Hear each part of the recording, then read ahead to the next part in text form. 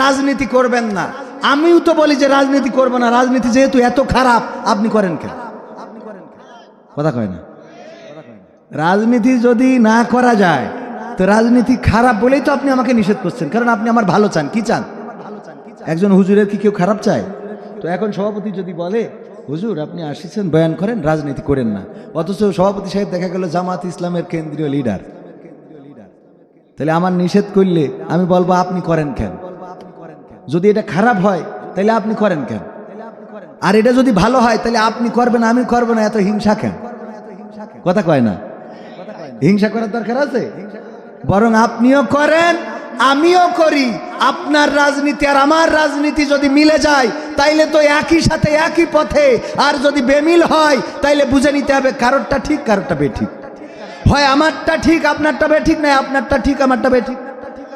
এখন কোরআন দিয়ে যে কথা বলে, কোরআন দিয়ে যে সমাজে চলে, কোরআন দিয়ে যে রাজনীতি করে, এর থেকে ভালো সত্য হকের রাজনীতি আর হতে পারে? কথা কয় না পারে। এই জন্যে আমাদের মাথায় রাখতে হবে আমরা রক্ত দিই কোরআনের জন্য, আমরা জীবন দিই কোরআনের জন্য, আমরা শহীদ হই কোরআনের জন্য। গতকাল চাঁপাইনবাবগঞ্জে ছিলাম, শিবগঞ্জ কনসার্ট, যেই গ্রামে ছিলাম ওই গ্রামের একজন শহীদ, নাম হলো শীষ মোহাম্মদ।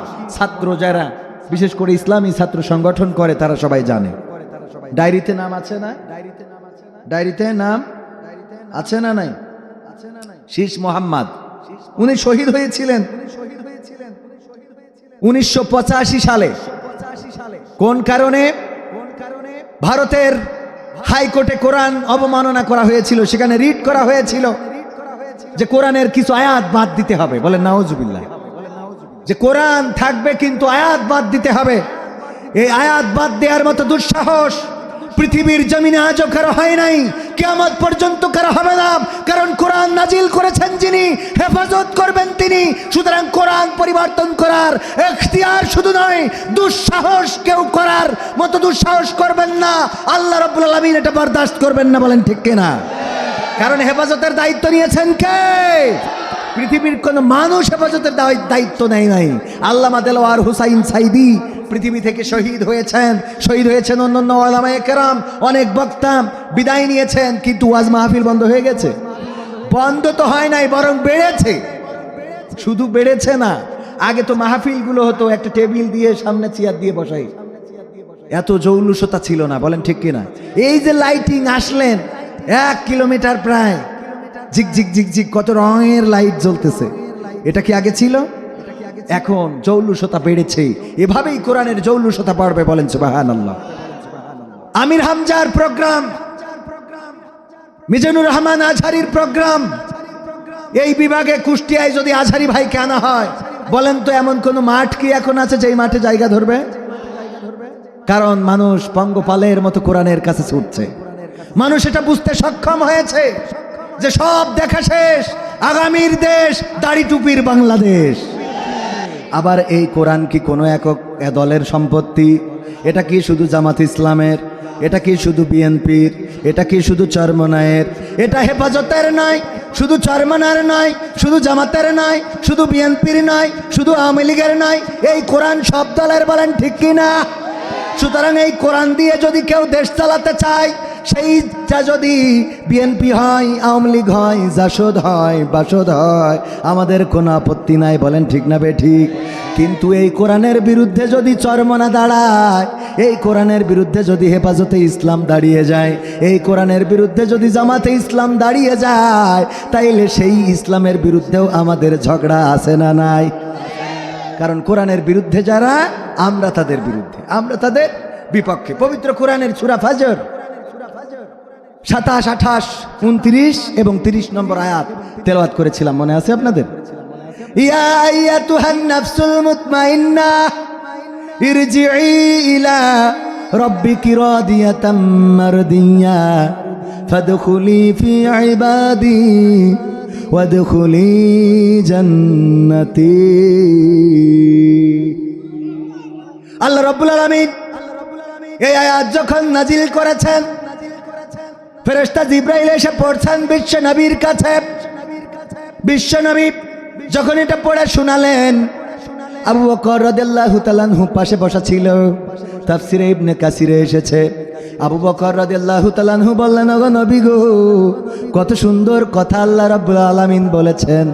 এত সুন্দর কথা কার জন্য বলেছেন, কাদের জন্য বলেছেন? কথাগুলো কি? আল্লাহ বলছেন, ওগো প্রশান্ত আত্মা, ওগো প্রশান্ত আত্মা, ফিরে আসো তোমার রবের কাছে সন্তুষ্ট চিত্তে এবং সন্তোষ ভাজন হয়ে। সন্তুষ্ট চিত্তে এবং সন্তোষ ভাজন হয়ে মানে খুশিতে খুশি হয়ে, এবং তোমার উপরেও যার কাছে ফিরে আসছো সেও খুশি, আনন্দিত হও এবং আমিও আনন্দিত। ফিরে আসো কার দিকে? কার দিকে? রবের দিকে, বিশ্ব প্রতিপালকের দিকে। কার দিকে? আল্লাহর দিকে ফিরে আসো এবং তুমি সন্তুষ্ট চিত্তে ফিরে আসো, খুব খুশি মনে। আর আমিও তোমার প্রতি সন্তুষ্ট, এই জন্য তুমি সন্তুষ্ট, শুধু নিজেই সন্তুষ্ট হইও না, সন্তোষ ভাজন মানে আমিও তোমার প্রতি সন্তুষ্ট। তুমি আসো আনন্দের সাথে, আর তুমি দাখিল হয়ে যাও আমার বান্দাদের কাতারে। কাদের কাতারে? আমার বান্দাদের কাতারে। আল্লাহর বান্দা। আল্লাহর বান্দা কারা? আল্লাহর নবী, ওলি, আলেম, আল্লাহর পথের পথিক, এরাই তো, ঠিক কি না? যে আল্লাহর হুকুম মানে না, সে কি আল্লাহর বান্দা হতে পারলো? আজান দিয়েছে, মসজিদে যায় নাই, ও কি আল্লাহর বান্দা? আল্লাহর বান্দা না। আল্লাহর বান্দা হইলে তো আল্লাহর হুকুম মানবে। যে আপনার বউ, তারা যদি বলেন যে আজকে শ্বশুরবাড়ি যাইতে হবে, সে যাবে না? যাবে না। কিন্তু মকসদের বর যদি বলেন নে হাট আমার সাথে আজকে শ্বশুরবাড়ি যেতে হবে, যাবে? কথা কয় না। যাবে না কেন? যাবে না কেন? কারণ ও তো আপনার বউ না। ওকে আপনার বউ? আপনার বউ যাবে কেন? আপনার সাথে তার সম্পর্ক আছে। কি সম্পর্ক? যখন বলেছিল কুষ্টিয়া চৌদুয়ার গ্রামের সম্মানিত বাসিন্দা জনাব ফজলুল হক ফহিম, পিতা অমুক, এই গ্রামের নিবাসী, তার সাথে রেক্সোনা বেগমের কথা, রেক্সোনা বেগমের 50,000 টাকা দেন। তখন তো 50,000 না, 5,000, 2,000, 5,000, হ্যাঁ 5,000 টাকা দেন মহরে এই বিয়ে দেওয়া হচ্ছে। তুমি কি এই বিয়েতে কবুল আছো? হ্যাঁ কবুল। কবুল মানে কি খুশি লাগতেছে, নেন পড়ান আরো, তাই তো? তো এই যে কবুল কয়বার বলেছে? আবার মেয়ে পক্ষকে বলা হয়েছে যে মেয়ে তাকে, যে চৌদুয়ার গ্রাম নিবাসী বিশিষ্ট ব্যবসায়ী জনাব হাজী মোহাম্মদ ফজলুল হক ফহিমের সাথে তোমার 5,000 টাকা দেন মহরে বিবাহে আবদ্ধ করা হচ্ছে। বাবা তোমার দরবারে সব পাগলের খেলা, হরেক রকম পাগল দিয়া মিলাইছো মেলা। ও বাবা হরেক রকম পাগল দিয়া মিলাইছো মেলা। বাবা তোমার দরবারে সব পাগলের খেলা, বাবা তোমার দরবারে সব পাগলের খেলা। ইস্যুর পরে ইস্যু আসে, কত ইস্যু আসে পাশে। ইস্যুর পরে ইস্যু আসে, কত ইস্যু আসে পাশে। তদন্ত করিতে গিয়ে ফুরাই যে বেলা, তদন্ত করিতে গিয়ে ফুরাই যে বেলা। বাবা তোমার দরবারে সব পাগলের খেলা, বাবা তোমার দরবারে সব পাগলের খেলা। টেলিভিশন টকশোর মাঝে কত বিজ্ঞানী টেকো আছে, আছে না নাই? টেলিভিশন টকশোর মাঝে কত বিজ্ঞানী টেকো আছে। আসলেতে ওরাই হলো শয়তানের চালা, আসলেতে ওরাই হলো শয়তানের চালা। বাবা তোমার দরবারে সব পাগলের খেলা, বাবা তোমার দরবারে সব পাগলের খেলা। আলেম ওলামা দেখলে কেহ জলে কতক লোকের দেহ, আছে না নাই? আলেম ওলামা দেখলে কেহ চলে কতক লোকের দেহ। বুঝবে ওরা বেলা যখন হবে অবেলা, বুঝবে ওরা বেলা যখন হবে অবেলা। বাবা তোমার দরবারে সব পাগলের খেলা, বাবা তোমার দরবারে সব পাগলের খেলা। সিরিয়ালের পাল্লাই পড়ে কত নারীর আগুন সংসারে, টিকটকের পাল্লাই পড়ে কত নারীর আগুন সংসারে, ডিভোর্স নিয়ে কেউ বা আবার ডিভোর্স নিয়ে কেউ বা জীবন কাটায় একলা, ডিভোর্স নিয়ে কেউ বা জীবন কাটায় একলা। বাবা তোমার দরবারে সব পাগলের খেলা, বাবা তোমার দরবারে সব পাগলের খেলা। নারী অধিকারের নামে কতক নারী রাস্তায় নামে, নারী অধিকারের নামে কতক নারী রাস্তায় নামে, দেহ দেখায় মানুষ গেরে খোলা মেলা, আছে না? দেহ দেখায় মানুষ গেরে খোলা মেলা। বাবা তোমার দরবারে সব পাগলের খেলা, বাবা তোমার দরবারে সব পাগলের খেলা।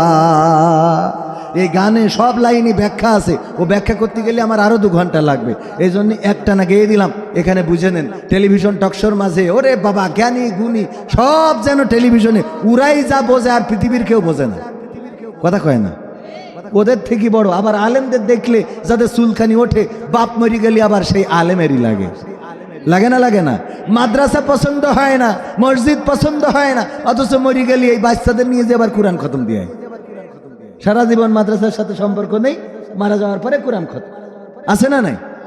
হ্যাঁ। তারপরে নারী অধিকারের কথা যারা বলে, ও বুরখা পরিয়ে যদি কেউ বিপদে পড়ে তাইলে ওর কোনো অধিকার নেই, যেইটা উলগো ন্যাংটা প্যাংটা ঘুরে বেড়ায় ওইটা নিয়ে অধিকার নিয়ে ব্যস্ত, ওর অধিকার তো ও নিজেই সব খুলিতেই হাঁটা দেয়, কথা কয় না। ওর যে অধিকার ছিল শাড়ি সায়া ব্লাউজ বুরকা তারপরে এই যে কি হিজাব নেকাব, এগুলো অধিকার ও তো সব খুলে দিয়ে হাঁটা দেছে, ওরা আবার কি অধিকার জানেন কিনা? হাদিসটা তো জানাই আছে। আল্লাহ নবী মেহরাবের প্রথম সিঁড়িতে পা দিলেন, বললেন আমিন, দ্বিতীয় সিঁড়িতে পা দিলেন, বললেন আমিন, তৃতীয় সিঁড়িতে পা দিলেন, বললেন আমিন। সাহাবীরা জিজ্ঞাসা করলো, ওগো বিশ্বনবী কোনোদিন তো এমন হয় না যে আপনি মেহরাবে পা দেন, পা রাখেন আর বলেন আমিন, আজকে পা রাখতে রাখতে কেন আমিন বললেন? আল্লাহর নবী বললেন, ওগো সাহাবীরা আমি যা দেখি তোমরা তা দেখো না, আমি যা শুনি তোমরা তা শোনো না, আমি যা জানি তোমরা তা জানো না, যতক্ষণ না আমি তোমাদের জানাই। ওগো সাহাবীরা কিছুক্ষণ আগে ফেরেশতা জিবরাইল এসেছিল, আসার পরে আমাকে বলল, ওগো নবী সে যেন ধ্বংস হয়ে যায় যে নবী মুহাম্মদ সাল্লাল্লাহু আলাইহি ওয়াসাল্লামের নাম শুনলো কিন্তু দুরূদ পড়লো না, সাল্লাল্লাহু আলাইহি ওয়াসাল্লাম বললো না, এই কথা না বললে সে যেন ধ্বংস হয়ে যায়, আল্লাহর লানত তার উপরে, আমি বলেছি আমিন। দ্বিতীয় বলল, ওগো নবী সেই ব্যক্তিটাও যেন ধ্বংস হয়ে যায় যার পিতা এবং মাতাকে পৃথিবীতে পেয়েছে, জীবদ্দশায় মাকেও পেয়েছে বাবাকেও পেয়েছে কিন্তু জান্নাতটা অর্জন করে নিতে পারে নাই, সেও যেন ধ্বংস হয়ে যায়। আল্লাহর ফেরেশতা দোয়া করেছেন আর আমি বলেছি আমিন। এবার তৃতীয়বার ফেরেশতা বললেন, ওগো নবী সেই ব্যক্তিটাও ধ্বংস হয়ে যাক যে তার জীবনে রমাদানের মাস পেয়েছে, একটি মাস রোজা রাখার সুযোগ পেয়েছে কিন্তু রমাদানের রোজা রেখে গুনাহ মাফ চেয়ে নিতে পারে নাই, রমাদানের রোজা পালন করে নিজের পিছনের গুনাহগুলো ক্ষমা করে নিতে পারে নাই, সেও যেন ধ্বংস হয়ে যায়। আমি নবী বললাম আমিন। আল্লাহর নবী বললেন, আল্লাহ কবুল করো। আল্লাহর নবীর দোয়া কবুল হয় না? হয় না? কথা কয় না? হয় না? হয় না? শুধু হয় না, আল্লাহর নবী ছিলেন মুস্তাজাবুদ দাওয়া, তিনি যে দোয়া করতেন সেই দোয়া কবুল করে নিতেন কে? মদিনায় হিজরত করার পরে আল্লাহর নবী মনে মনে চিন্তা করছেন, আমার যদি কিবলাটা বাইতুল মাকদাস না হয়ে বাইতুল হারাম যদি কাবা হয়ে যেত তাইলে একটু মক্কার দিকে ফিরে নামাজ পড়তে পারতাম। আহারে মনের মধ্যে কল্পনা করেছেন, কাব কিবলাটা ঘুরিয়ে দিয়েছেন কে? বলেন ঘুরিয়ে দিয়েছেন কে? আল্লাহর নবী দোয়া করেছেন, ওগো রব তুমি হয় আবু বকর হয় আবু জাহেল, না হয় আবু লাহাব, না হয় উতবা সাইবা মুগিরা অথবা ওমরের মতো কোনো শক্তিশালী মানুষকে দিনের জন্য কবুল করে না। আল্লাহ রাব্বুল আলামিন ওমর রাদিয়াল্লাহু তাআলা আনহুকে কবুল করেছে না করে নাই? আগের দিন দোয়া করেছেন, পরের দিন কালেমা পড়েছে আল্লাহু আকবার। আগের দিন দোয়া করেছেন, ওগো রব তুমি আবু জাহেল আবু লাহাব উতবা সাইবা মুগিরা অথবা ওমর এমন কাউকে যদি ইসলামের জন্য কবুল করে নিতে তাইলে ইসলামের মর্যাদাটা বেড়ে যেত। পরের দিন সিদ্ধান্ত হলো নবী মুহাম্মাদের মাথা কাটবে, রওনা করলো।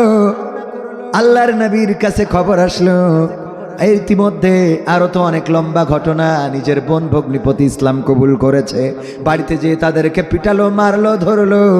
ওগো আমার ভাইয়েরা, তারপরেও যখন তাদের সরাতে পারলো না ইসলাম থেকে, বুঝতে পারলো এটা এমন একটা বাণী, যেই বাণী যে ধারণ করে সে ফেরে না, সুতরাং এই বাণীটাই ধারণ করতে হবে। রওনা করলেন নবীর কাছে, হাতে তরবারি, খোলা তরবারি। সাহাবীরা ঘিরে ধরেছেন বিশ্ব নবী সাল্লাল্লাহু আলাইহি সাল্লামকে। বললেন, ওগো নবী, আজকে কিন্তু কাছে ভিড়তে দেব না, কাছে আসতে দেব না, আসলে কিন্তু আমরা ওমরকে ছেড়ে দেব না। এতদিন আমাদেরকে বলেছেন প্রতিবাদ করা যাবে না, এতদিন বলেছেন প্রতিরোধ করা যাবে না, আর কোনো কথা নয়, এখন থেকে চলবে প্রতিরোধ, এখন থেকে চলবে প্রতিবাদ। আল্লাহর নবী বললেন, ওগো সাহাবীরা শান্ত হও, ওমরকে আসার জন্য রাস্তা করে দাও। আল্লাহর নবী দাঁড়ালেন, ওমর রাদিয়াল্লাহু তাআলা আনহু এসে দাঁড়ালেন। আল্লাহর নবী বাহুখানায় হাত দিয়ে ঝাঁকুনি দিয়ে বললেন, ওগো ওমর, আল্লাহ কি তোমার মনের অবস্থার এখনো পরিবর্তন করে নাই? ওমর বললেন, ওগো বিশ্ব নবী, আল্লাহ আমার মনের অবস্থার পরিবর্তন করে দিয়েছেন। আমি এই তরবারি আপনার কদমের কাছে রাখলাম, যেই তরবারি দিয়ে আপনার মাথা কাটতে এসেছিলাম। ওগো নবী, আজকে ঘোষণা দিচ্ছি, আজকের পর থেকে আপনাকে যারা বাধা দিবে, ওমরের তরবারি তাদেরকেই ধর থেকে মাথা আলাদা করে দিবে। দোয়া করেছিলেন কে? আল্লাহর নবী সাল্লাল্লাহু আলাইহি ওয়াসাল্লাম। আবু হুরায়রা দৌড়াচ্ছেন, সাহাবীরা টেনে ধরলো, আবু হুরায়রা দৌড়াও কেন? তুমি তো ভালো ছেলে, তুমি তো এমন উচ্ছৃঙ্খল না যেভাবে হুটোপাটা করে দৌড় দিবা অথবা এত জোরে ছুটাছুটি করবা, এমন ছেলে তো তুমি নাও। আবু হুরায়রা বলল, সাহাবীরা বাধা দিও না, বাড়িতে যেতে চায়। কেন বাড়িতে যেতে চাও? কি এমন ঘটে গেছে? বলল, গতকাল রাত্রে বাড়িতে ফিরতে দেরি হয়েছিল, আমার মা আমাকে জিজ্ঞাসা করলো কোথায় ছিলে। আমি বললাম আল্লাহর নবীর দরবারে ছিলাম, যেই নবীর কদম চুমতে পারলে বিশ্বধন্য হয়ে যায়, আমি সেই নবীর কদমের কাছে ছিলাম। আমার মা এটা শুনে পিটালো, মারলো, মারার পরে বাড়ি থেকে বের করে দিল। বলল, হয় ইসলাম ছাড়বি, না হয় আমার বাড়ি ছাড়বি। কোনটা ছাড়বি? বলল, আমি বাড়ি ছাড়তে পারি, কিন্তু ইসলাম ছাড়বো। ইসলাম ছাড়বো। আল্লাহর নবী সাল্লাল্লাহু আলাইহি সাল্লাম আল্লাহর নবীর দরবারে যে এই অভিযোগটা করেছে, ওগো নবী, আমার মা বাড়ি থেকে বের করে দিয়েছে, মেরে পিটায় বের করেছে। কেন? কারণ হলো আমি আপনার দরবার থেকে ফিরতে দেরি করেছি, এই জন্য আমার মুশরিক মা আমাকে মেরেছে। ওগো নবী, আপনার কাছে এসেছে। আল্লাহর নবী বললেন, মায়ের বিরুদ্ধে অভিযোগ দাও, এই বিচার করার ক্ষমতা আমার আছে। ওগো মা, তুমি এই ধরনের শ্রেষ্ঠ নিয়ামত, তোমারই পদ তলে রয়েছে জান্নাত, তোমারই পদ তলে রয়েছে জান্নাত।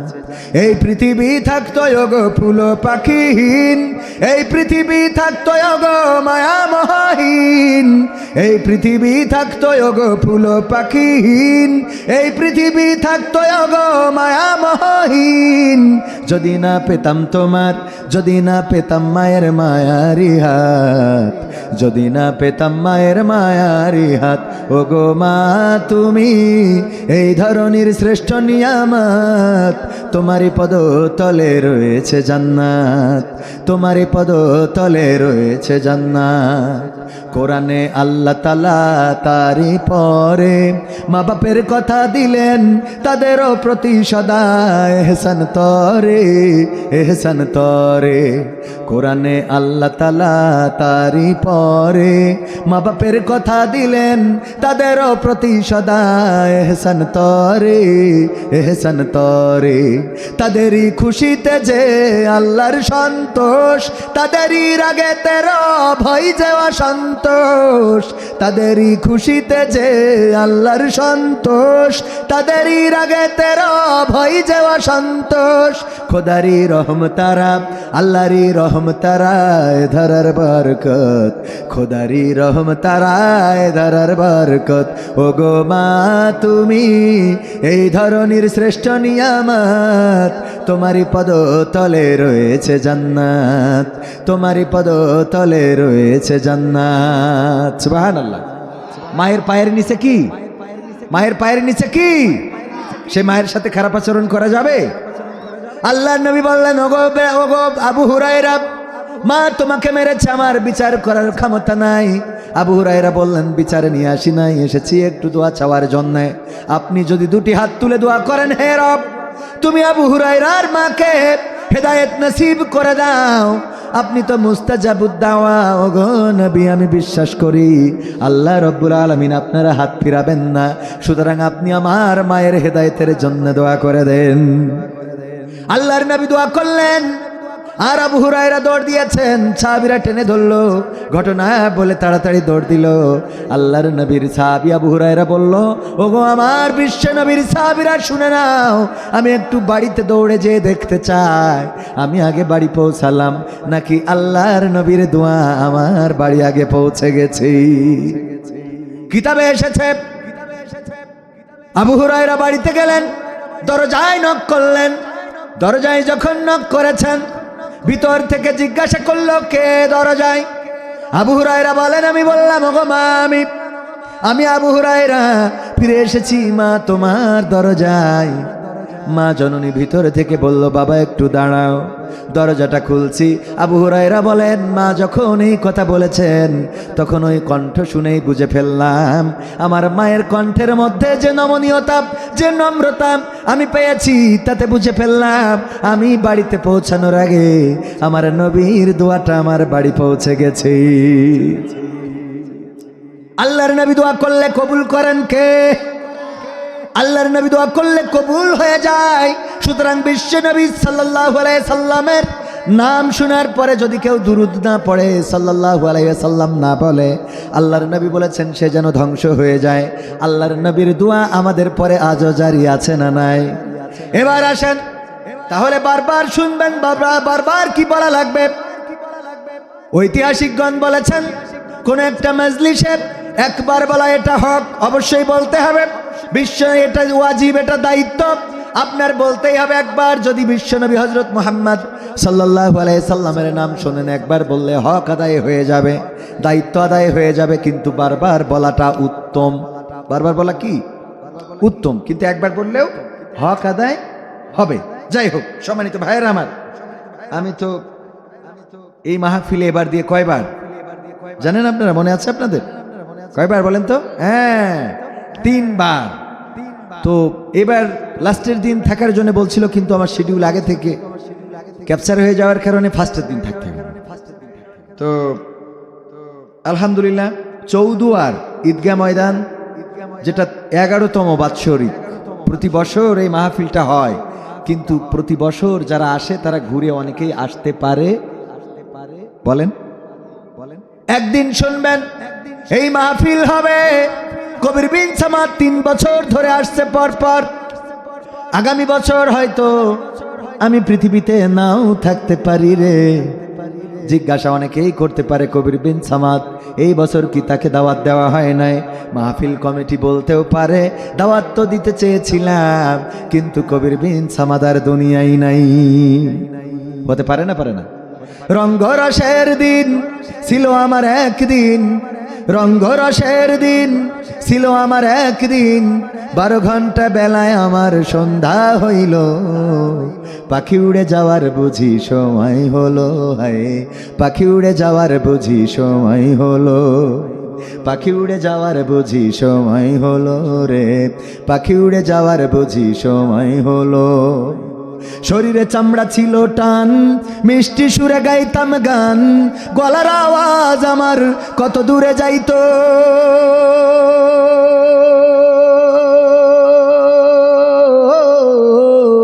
শরীরে চামড়া ছিল টান, মিষ্টি সুরে গাইতাম গান, গলার আওয়াজ আমার কত দূরে যাইতো।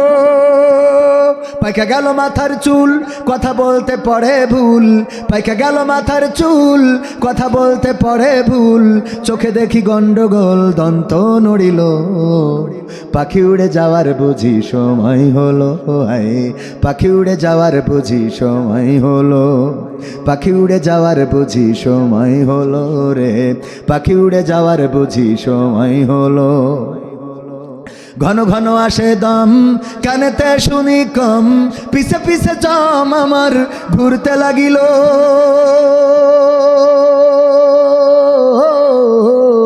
ঘন ঘন আসে দম, কানেতে শুনি কম, পিছে পিছে জম আমার ঘুরতে লাগিল। খাটো হয়ে আসছে পাও, হীন হলো সর্বদাও, খাটো হয়ে আসছে পাও, হীন হলো সর্বদাও। ভাবে বুঝি সময় আমার ফুরিয়ে এলো, পাখি উড়ে যাওয়ার বুঝি সময় হলো।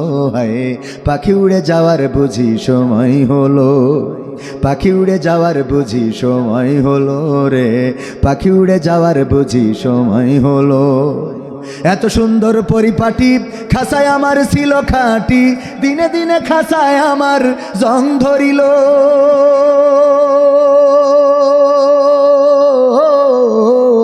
এত সুন্দর পরিপাটি খাসায় আমার ছিল খাঁটি, দিনে দিনে খাসায় আমার জং ধরিল। পুরাতন খাসাতে পাখি করে শুধু ডাকাডাকি, পুরাতন খাসাতে পাখি করে শুধু ডাকাডাকি। একদিন আমায় দিয়া পাখি উড়িয়া যাইব, পাখি উড়ে যাওয়ার বুঝি সময় হলো। হায় পাখি উড়ে যাওয়ার বুঝি সময় হলো, পাখি উড়ে যাওয়ার বুঝি সময় হলো রে, পাখি উড়ে যাওয়ার বুঝি সময় হলো। রঙ্গরসের দিন ছিল তোমার একদিন, রঙ্গরসের দিন ছিল আমার একদিন, 12 ঘন্টা বেলায় আমার সন্ধ্যা হইল। পাখি উড়ে যাওয়ার বুঝি সময় হলো। হায় পাখি উড়ে যাওয়ার বুঝি সময় হলো, পাখি উড়ে যাওয়ার বুঝি সময় হলো রে, পাখি উড়ে যাওয়ার বুঝি সময় হলো। এই সময় কি দাড়ি পাকলে হবে, না দাড়ি কাঁচা থাকতেও হয়? দাড়ি না উঠতেও, বয়স না হইতেও হয়। ওগো আমার ভাইয়েরা, জানি না কবে সেই দিন আসবে, ওই দিন যেদিন আসবে মাটির সাথে পড়ে থাকবো। এখানকার যে মানুষগুলো আমাকে চেনেন, আমার জানাজার দিনটা অনেকেই জানবেনও না, ঠিক না বে ঠিক? আবার এখানে যারা আছেন অনেকের জানাজার খবরটা আমার জানা সম্ভব হবে না। কে কবে মারা যাবে, কে আজকে দেখেন আমরা সবাই এক আত্মার আত্মীয়, একই বন্ধনে আবদ্ধ হয়েছি। আমি আলোচনা করছি, আপনারা শুনছেন, শেয়ার করছি একে অপরের সাথে। আমার চোখ আপনাদের দিকে আর আপনাদের চোখ আমার দিকে, অথচ এই মানুষগুলোই কোন মানুষটা কোন দিন চলে যাবে আমি জানবো না, আবার আমি কোন দিন চলে যাব আপনারা জানবেন না। এই পৃথিবী চিরদিনের নয়, অল্প কয়েকদিনের জন্য। 11 বছর ধরে এই মাহফিল হচ্ছে। প্রথম বছর যারা ছিল দ্বিতীয় বছরে অনেকেই ছিল না, দ্বিতীয় বছর যারা ছিল তৃতীয় বছরে নাই, পঞ্চম বছর যারা ছিল 11তম বছরে আজকে এসে তারা, গত বছরও ছিল এমন অনেকেই, এই বছর নাই। এই স্টেজ অলঙ্কৃত করেছেন আমাদের সভাপতি মহোদয়, আজকে প্রথম দিনের সম্মানিত সভাপতি জনাব হাজী মোহাম্মদ ফজলুল হক ফহিম সাহেব, যিনি বিশিষ্ট ব্যবসায়ী। এই চেয়ারটা অলঙ্কৃত করে বসে আছেন। আজ থেকে 22তম 25তম 30তম মাহফিল হবে, কিন্তু দেখা যাবে সেই দিন উনিও পাশে থাকবেন না। এটাই বাস্তবতা। অনেকেই বলে যে একটা নিশ্চিত ভবিষ্যৎ গড়তে চায়, এরকম বলে না, যে আপনি আজই অমুক আবাসন প্রকল্পে একটা প্লট বুকিং করে আপনার নিশ্চিত আবাসনটা গড়ে নিন, বা আপনি একটা নিশ্চিত আবাসন তৈরি করে নিন, এরকম বলে না, বলে না?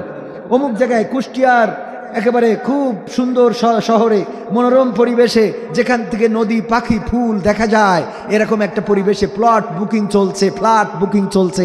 আপনারা এখানে একটা প্লট বুকিং করে আপনার নিশ্চিত আবাসনটি তৈরি করে নিন।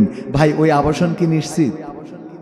আপনি যেদিন কিনেছেন, রেজিস্ট্রি করেছেন, পরের দিন মালাইকা এসে নিয়ে যেতে পারে না, কথা কয় না। রেজিস্ট্রির দিনও যে আপনি বেঁচে থাকবেন তার কোনো গ্যারান্টি আছে? নাই। আমি বলি নিশ্চিত আবাসন যদি করতে হয়, সেটা হলো মৃত্যু পরবর্তী জীবন। কারণ নিশ্চিত ভবিষ্যৎ একটাই এই পৃথিবীতে। আপনি বিয়ে করতেও পারেন, নাও পারেন, আপনার বিয়ে হইতেও পারে, নাও পারে, আপনার টাকা জমি জায়গা হইতেও পারে, নাও পারে, চাকরি হইতেও পারে, নাও পারে, পরীক্ষায় পাশ করতেও পারেন, নাও পারেন। কিন্তু একটা বিষয়ে এরকম নাও পারেন বলে কথা নেই যে আপনি মরতেও পারেন, নাও পারেন, এরকম কোনো সুযোগ আছে? মরতেও পারেন, নাও পারেন, এটা বলার কোনো সুযোগ? মরবো এটাই নিশ্চিত, এটাই বাস্তবতা। এর থেকে কঠিন সত্য, এর থেকে সত্য আর কোনো কিছুই। পবিত্র কোরআনে আয়াত কতটা? 6666 যদিও আমরা কোনোদিন গুনি নাই, গুনছি আমরা খালি শুনেই গেলাম। 6234টি আয়াত কোরআনে রয়েছেন, মতান্তরে 6666। এটা নিয়ে বাড়াবাড়ি করারও সুযোগ নেই, যেটা মনে করেন সেটা করেন। তো এই 6666 বা 6234 যেটাই হোক, প্রতিটা আয়াত আপনি অস্বীকার করতে পারেন। অনেকেই বলে না যে আমরা শরিয়া আইনে বিশ্বাসী না, কথা বলে না, আমরা শরিয়া আইন মানি না, এরকম আছে না নেই? তো শরিয়া কোনটা? আল্লাহর কোরআন এবং রাসূল সাল্লাল্লাহু আলাইহি সাল্লাম যে ব্যাপারে সিদ্ধান্ত দিয়েছেন, তারপরে ইস্তিহাদ করে যেটা বের করা হয়। যেমন এখন এই যে মিডিয়া ভিডিও করছে, আমাদেরকে প্রজেক্টর দিয়ে মা বোনদেরকে দেখাচ্ছে, এটা তো শরিয়াতে নাই, আছে? এটা তো কোরআনেও নাই, হাদিসেও নাই। এখন কি করবেন? এখন ইস্তিহাদ করতে হবে। এই ইস্তিহাদ করবেন কারা? প্রখ্যাত উলামায়ে কেরাম, যারা হাদিস বিশারদ, কোরআনের আলেম, মুফাসসির, মুহাদ্দিস, মুফতি, মাওলানা, এই জাতীয় আলেম ওলামাগণ, তারা একটা বিষয়ে ইস্তিহাদ করবেন, গবেষণা করবেন। ইস্তিহাদ মানে কি? গবেষণা করা। ওনারা গবেষণা করে একটা ফতোয়া জারি করবেন যে এখন যেহেতু সময়টা দাঁড়িয়ে গেছে এমন, সুতরাং এই কাজটা, এই যে মাইক, মসজিদে মাইক লাগাই আজান দিয়ে, এক সময় তো এটা মানতেই পারতো না দেশের মানুষ, যে মাইক এটা কিসের জন্য মসজিদে ঢুকাতে হবে, যেই মাইকে গান বাজে, কথা কয় না, যে মাইকে গান বাজে এটা মসজিদে কেন ঢুকবে? টেলিভিশন মসজিদে ঢুকানো, এখনো তো বাংলাদেশের মসজিদে তেমন একটা ঢুকানো হয় নাই। বাংলাদেশের বাইরে আমার মনে হয় ভারতেও এখনো ওইভাবে ঢোকে নাই, কিন্তু আমি অন্য যত দেশে গিয়েছি প্রায় সব দেশেই মসজিদে টেলিভিশন আছে। যারা বাইরে আছেন তারা আমার সাথে একমত হইতে পারবেন। মালয়েশিয়ায় ছিলেন এমন কেউ আছেন? ada orang dulu duduk di Malaysia, satu orang pun tak ada, একজনও নেই এখানে। ওই যে আডা আলা, মালয়েশিয়ায় মসজিদে টেলিভিশন আছে না ভাই? হাত উঁচু করেন। আছে না? শুধু আছে না, এই যে প্রজেক্টর দেখছেন, এই প্রজেক্টর ক্যামেরা লাগানো, মসজিদে যখন জুমার খুতবা দেন তখন এটা 3-4টা করে ক্যামেরা লাগানো। সিঙ্গাপুরের জাতীয় মসজিদে কমপক্ষে 3টা ক্যামেরা লাগানো, যে ক্যামেরা দিয়ে দোতলায়, বাইরে, বারান্দায় সরাসরি টেলিভিশন দেয়া, যারা মসজিদে সরাসরি ইমামকে দেখতে পাচ্ছে না তারা মনিটরে দেখে নাই। আমাদের দেশে এখন পর্যন্ত ঢুকাইতে গেলে কিন্তু ঝামেলা আছে, বাট এটাও ঢুকে যাবে, এটাও ঢুকে যাবে। কারণ কি? এখন এটা তো হাদিসে নাই, এটা তো কোরআনে নাই, তাহলে এটা ঢুকাইলাম কেন? ইস্তেহাদ করে, গবেষণা করে গবেষকরা বলেছেন যে বর্তমান সিচুয়েশনে এটা করতে, কথা কয় না, এটা করতে হবে। আল্লামা সাঈদীর ওয়াজ যদি ভিডিও না করা থাকতো তাহলে উনি কারাগার থেকে মারা গেলেন, এই পর্যন্তই শেষ হয়ে যেত। আজ পর্যন্ত আমরা আল্লামা সাঈদীর ওয়াজ কি আর শুনতে পারতাম? এখনো আমরা শুনতে পারি। আমার তো মনে হয় কিয়ামত পর্যন্ত থাকবে, কে ঠিক না?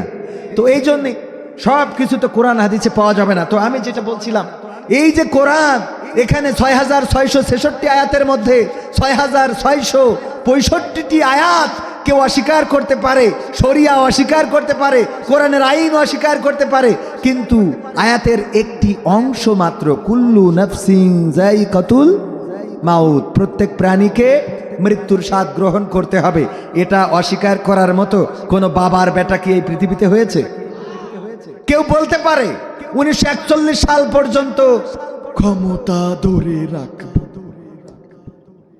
এটা বলা যেতে পারে, কিন্তু 1941 সাল পর্যন্ত বেঁচে থাকবো এটা বলার সুযোগ আছে? আল্লাহ রাব্বুল আলামিন আমাদেরকে প্রকৃত ইসলাম বোঝার তৌফিক দান করুন। পড়েন আমিন। তো 9, 10, 11 3 দিন ব্যাপী ঐতিহাসিক এই তাফসিরুল কোরআন মাহফিলের সম্মানিত সভাপতি প্রথম দিবসের জনাব হাজী মোহাম্মদ ফজলুল হক ফহিম সাহেব, শ্রদ্ধাভাজন বিশিষ্ট ব্যবসায়ী এবং এই মাহফিলের পৃষ্ঠপোষক হিসাবে তিনি এখানে বসেছেন। আল্লাহ রাব্বুল আলামিন ওনার হায়াতে তাইয়্যিবা নসিব করুন, বলেন আমিন। আল্লাহ রাব্বুল আলামিন প্রিয় আমাদের সভাপতি সাহেবকে দ্বীন, ইসলাম, কোরআন, হাদিস এবং ভালো কাজের সাথে আমৃত্যুকাল সম্পৃক্ত থাকার তৌফিক দান করুন, পড়েন আমিন। এছাড়াও আজকে আলোচনা করেছেন, আমার আগে আলোচনা করছিলেন দারুণ আলোচক মুফতি মুহাম্মদ কামরুজ্জামান সাহেব, অনেক গুরুত্বপূর্ণ কথা বলেছেন উনি, কথাগুলো মেনে চলা আমাদের দরকার। আমার পরে আলোচনা করবেন মুফতি মাওলানা আব্দুস সাত্তার বুলবুলি সাহেব, যিনি আসবেন অপেক্ষমান, আপনারা যার অপেক্ষায় রয়েছেন, তিনি আসবেন ইনশাআল্লাহ। এছাড়া স্টেজে আরো অন্যান্য গণ্যমান্য ব্যক্তিবর্গ আছে যাদের পায়ের জুতা দুইখানা যদি আমি পরিয়ে দিতে পারতাম নিজেকে ধন্য মনে করতাম। আমার সামনে অনেকেই আছেন যারা আমার পিতৃতুল্য, উস্তাদ তুল্য, এমনকি উস্তাদেরও উস্তাদ, এমন অনেকেই রয়েছেন। সবার সামনে বেয়াদবের মতো কথা বলছি, আল্লাহ আমাকে ক্ষমা করুন। পর্দার অন্তরালে রয়েছেন আমার মা এবং বোনেরা, মাইকের আওয়াজ যারা শুনছেন, সবাইকে আনুষ্ঠানিকভাবে আল্লাহর নবীর শেখানো কালাম দিয়ে সালাম জানাচ্ছি, আসসালামু আলাইকুম ওয়া রাহমাতুল্লাহ। আমরা সেই আল্লাহর শুকরিয়া আদায় করি যে মহান রব আমাদেরকে দয়া করে মানুষ হিসাবে সৃষ্টি করেছেন। আল্লাহ চাইলে আমাদেরকে অন্য কোনো পশু পাখি, অন্য কোনো প্রাণী করে পাঠাতে পারতেন না। আল্লাহ চাইলে আমাদেরকে মায়ের গর্ভ থেকে পঙ্গু করে পাঠাতে পারতেন, অন্ধ করে পাঠাতে পারতেন, আমাদেরকে বিকলাঙ্গ করে পাঠাতে পারতেন, আমাদেরকে বোবা করে পাঠাতে পারতেন না? পারতেন না। যে রব আমাদেরকে চয়েস করে পঙ্গু করেন নাই, খুঁড়া করেন নাই, কানা করেন নাই, এত সুন্দর করে অবয়ব সৃষ্টিতে এই পৃথিবীতে পাঠিয়েছেন, সে রবের শুকরিয়া আদায় করে পড়ছি আলহামদুলিল্লাহ। মা বোনেরা আছেন পর্দার অন্তরালে, মা বোনেরাও শুকরিয়া আদায় করবেন। আল্লাহ আপনাকে যে সৌন্দর্য দিয়েছে, যে সৌন্দর্যের জন্য আমার যুবকেরা ডাইল খেয়ে বসে থাকে, কথা কয় না। প্রেমিকার ভালোবাসা না পেয়ে মনির খানের মতো অঞ্জনা অঞ্জনা করে কি শিল্পী হয়ে যায়। রূপের কারণেই তো, নাকি কথা কয় না? রূপের কারণেই তো, রূপ দেখেই তো পাগল হয়। এই রূপ দিয়েছেন কে? এই জন্য মা বোনেরাও খালি শুধু মেকআপ নিবেন না, আল্লাহ যে আপনার মেকআপ নেওয়ার তৌফিক দিয়েছে, সেই জন্য আল্লাহর শুকরিয়া আদায় করবেন যে আল্লাহ তুমি যদি আমার ঠোঁট দুইটা না দিয়ে গন্না কাটা বানাইতে, তাইলে লিপস্টিক লাগাইলেও আমারে ভালো চোখে দেখতো নাকি, ঠিক না ভাই? ঠিক।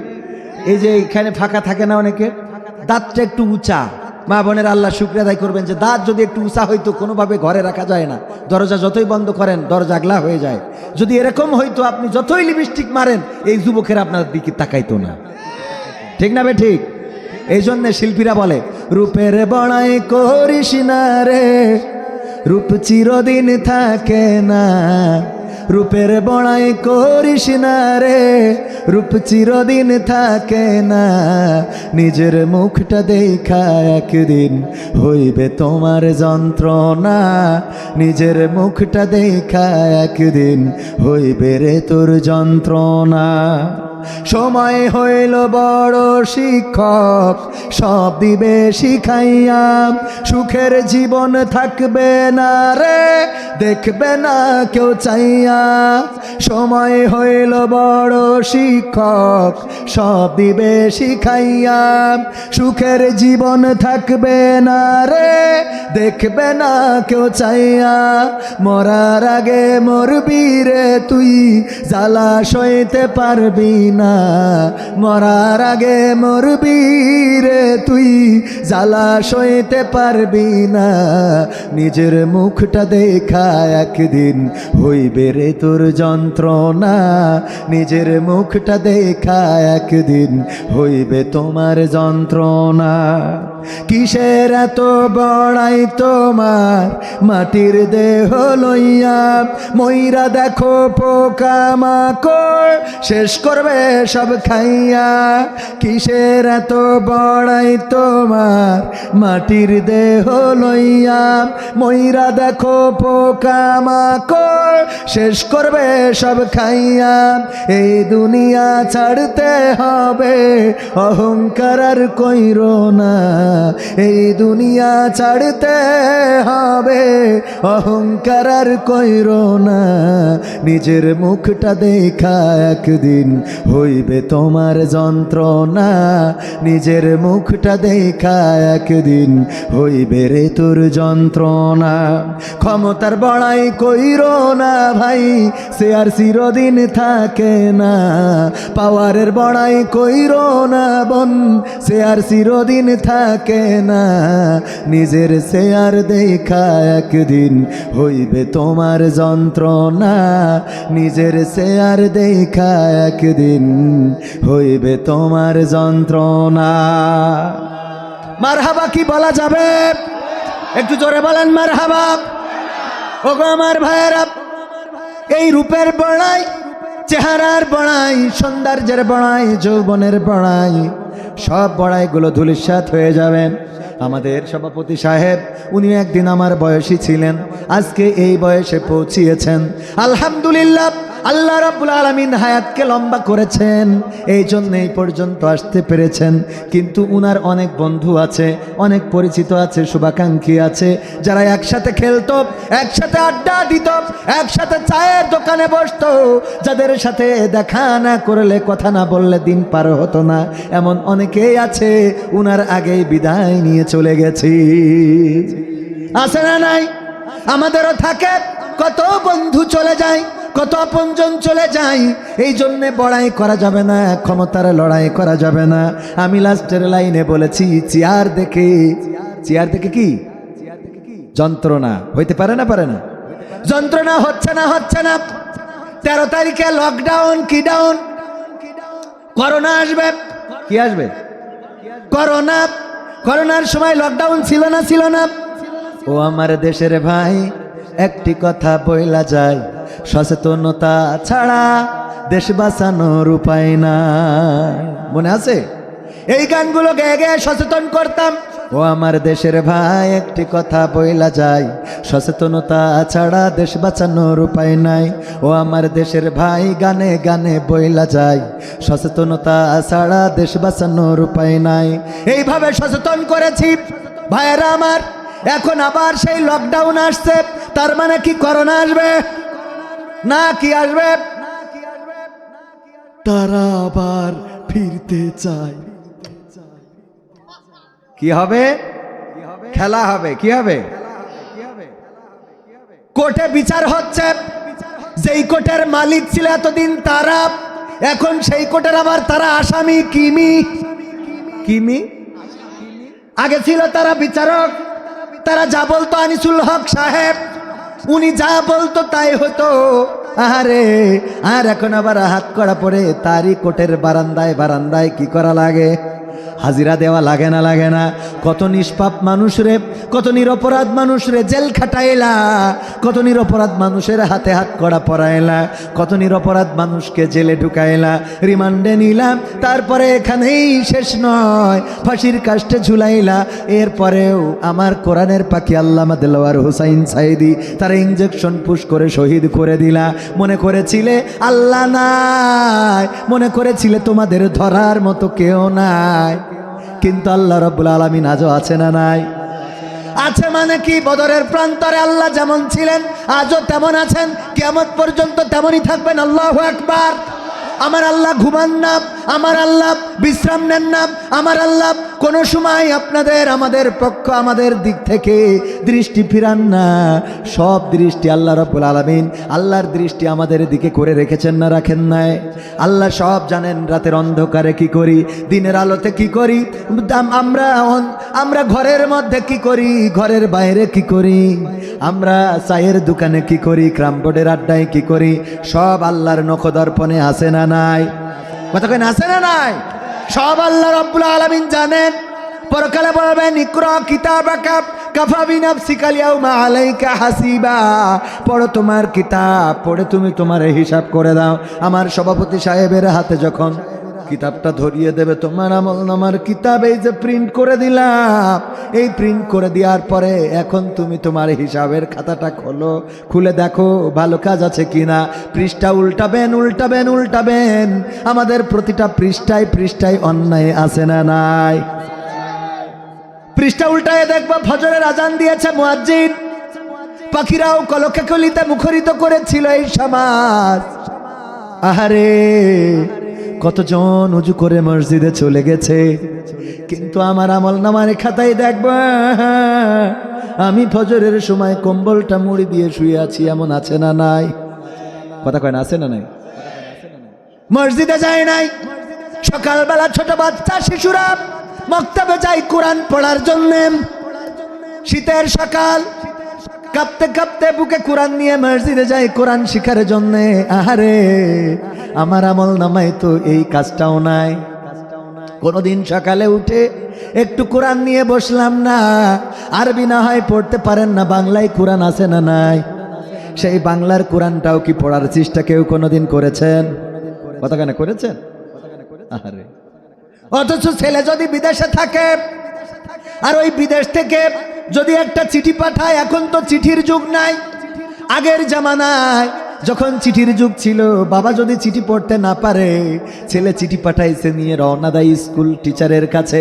গ্রামের স্কুল শিক্ষক তার বাড়িতে যাওয়ার পরে যদি বলে টিচার তো স্কুলে চলে গেছে, দৌড় দেয় তাড়াতাড়ি স্কুল টিচারের কাছে স্কুলে, যে স্যার আমার ছেলের চিঠিটা একটু পড়ে দেন। যে দেখে স্কুলেও স্যার নাই, কোথায় গেছে? স্যার অমুক পাড়ায় এই কাজে গিয়েছে, আবার সেই পাড়ায় দৌড়ে যায়, ওগো স্যার আমার ছেলে মালয়েশিয়া থেকে চিঠি পাঠিয়েছে, দেখেন তো কি লিখেছে, আমার কলিজার টুকরা একটু পড়ে দেন, একটু জানতে চায়। আহারে একটা ছেলের চিঠি যদি এত কায়দা করে জানতে ইচ্ছা হয় রে, আমার রব যে চিঠিখানা দিলেন এই চিঠিটা একটু পড়ে জানার ইচ্ছা আমাদের হলো না, তাইলে আমরা কেমন করে আল্লাহরে রব মানলাম বলেন? একটা দিন মনেও হয়নি সূরা ফাতিহা আমরা পড়ি, আসলে কি পড়ি এরকম মনে হয়েছে কোনোদিন? দেখি সূরা ফাতিহার অর্থ কি, আল্লাহ কি বলেছেন এখানে। সূরা বাকারা যে পড়ি, কি পড়ি, সূরা নাস যে পড়ি, ফালাক যে পড়ি, অন্তত বাংলায় অর্থটাও তো পড়া যায় যে আল্লাহ আমার জন্য কি বলেছেন। আল্লাহ কোরআন দিয়েছেন কার জন্য? মানুষের জন্য। তো আল্লাহ আমাদের জন্য দিলেন, আমরা একটু পড়লামও না, পড়ার চেষ্টাও করলাম না। আমল নামার খাতা খুলে এইগুলো দেখবো যে কোরআনটাও ধরি নাই, কোরআনটাও পড়ি নাই, পড়ি তো নাই, বরং বাধা দেওয়ার চেষ্টা করেছি। এরকম আছে না নাই?